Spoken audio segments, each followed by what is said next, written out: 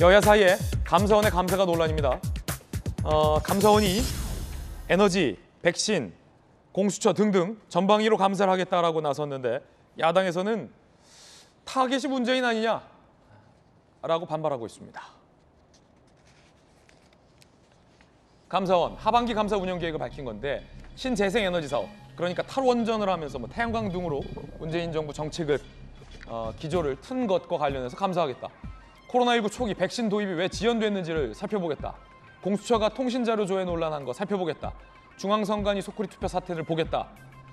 연간 감사 일정 대비 10여 개 많다. 감사원, 신재생에너지 감사, 대통령이든 누구든 고위직도 필요하면 성역 없이 다 부른다. 쉽게 말해서 문재인 전 대통령도 부를 수 있다라는 이야기도 밝힌 것으로 전해졌습니다. 민주당에서는 반발하고 나왔습니다. 들어보시죠. 코로나 팬데믹이 한창인데 코로나 대응 감사를 강행하는 것이 윤석열식 정치 방역입니까?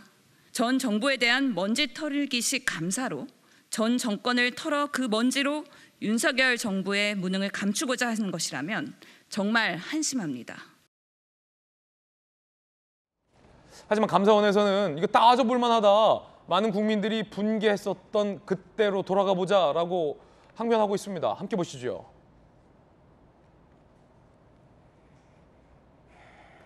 문 대통령 미국 제약사 모더나 통화 2천만 명 분량 백신 공급 합의, 실제 공급 지연 발생했고 접종 계획에 차질이 있었다. 그동안 제약사 비밀 유지 조항 이후 백신 계약 수급을 함구했었다. 초기에 왜 이렇게 백신 도입이 늦었냐 라는 것을 좀 감사해 보겠다라는 내용인 것 같습니다. 정혁진 변호사님 어떻게 보십니까? 감사원에서 신재생에너지로 문재인 정부 정책 살펴보겠다. 그리고 백신 도입 지연된 것 등등이에요. 네네. 일단 저는 백신 관련해 가지고는 백신의 효과가 얼마나 있느냐 그런 이야기들도 있었긴 했지만 그래도 중요한 것은 백신에 대해서 제대로 이루어지지 않고 옛날에 어떻게 보면 좀 웃긴 일도 있었잖아요. 무슨 호위한다 백신 그런 거 가지고 지금 와서 보면 좀 웃긴 일이긴 한데 어찌됐든지 간에 그 이후에 수많은 사람들이 아주 팬데믹 비슷하게 해가지고 문제가 됐었던 게 있었던 것 같고 그다음에 더 중요한 거는 사실은 탈원전인 것 같아요. 그런데 사람들이 어떻게 이야기하냐면은 신재생 하지만은 신재생 에너지는 두 가지가 합쳐진 겁니다. 뭐냐면은 신에너지, 뉴에너지하고 재생에너지가 합쳐져 가지고 신재생 에너지라고 하는 거거든요. 법적으로도 이게 분리가 되어 있는데 탈원전은 어디에 포함되는 거냐면은 신에너지에 포함되는 거예요. 그러니까 원자력이나 화력이나 가스나 이런 거 말고 새로운 에너지를 찾아야 된다. 그렇기 때문에 그 원전을 폐기하거나 축소해야 된다. 이게 신에너지고 그다음 재생에너지는 뭐냐면은 태양광이나 폐기물 같은 것들과 관련해 가지고 새롭게 에너지원을 창출하자고 하는 게 이게 재생에너지인데 그런데 어쨌든 그 탈원전 정책 관련해 가지고 여러 가지 문제가 있었고 또 탈원전 정책으로 인해 가지고 어떻게 보면 결국 윤석열 대통령이 대통령 되시게 되는 하나의 그 계기가 됐던 것도 같고요.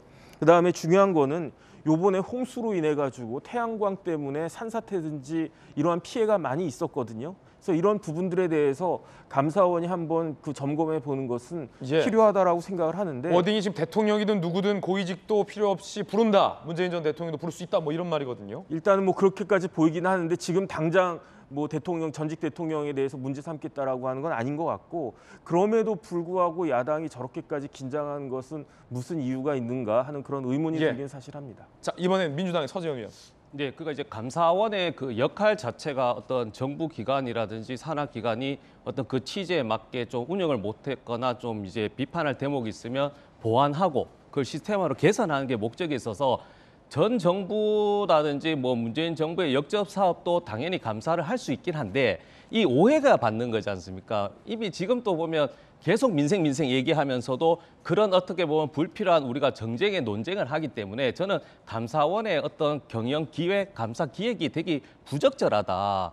저희가 물론 저도 개인적인 의견이지만 문재인 정부 때 다 잘한 건 아니잖아요. 특히 지금 민생, 특히 이제 시의적설했을 때는 이제 다가오는 국회 때는 예산 심의가 있지 않습니까? 그러면 기재부 같은 경우에도 저희도 굉장히 문제 삼았던 게 세수가 400조인데 5조, 6조가 아니고 세수 예측이 50조, 60조를 매번 틀려요. 그렇기 때문에 이것이 기재부가 의도성을 가지고 이제 감췄는지 아니면 무능력해서 이런 오차가 1, 2%나 많이 났는지 이런 부분에도 감사를 한번 해주셔야 되고 특히 요즘에 국민들이 관심 가지는 게 국민대하고 교육부 쪽에서 이제 김건희 여사 학력, 논문, 표절 의혹이 굉장히 시의적절하게 문제 제기하지 않습니까? 이런 것을 감사를 하는 게 교육부 장관이 어떻게 보면 어떻게 그 경질된 의미에서도 이런 부분 또 동시에 균형감 있게 해준다면 이런 논쟁이 없을 텐데 전 정권의 역적 사업만을 계속 수사하다 보니 성력은 없는데 혹시 이제 진영의 어떤 그 구분이 있지 않냐는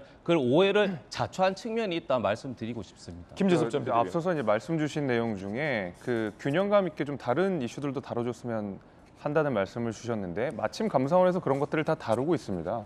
이번에 그 문재인 정부의 어떤 역점 사업에 대한 감사만 진행하는 것이 아니고 전반적으로 감사원의 기조는 이렇습니다. 재정 건전성이 하나가 있고요.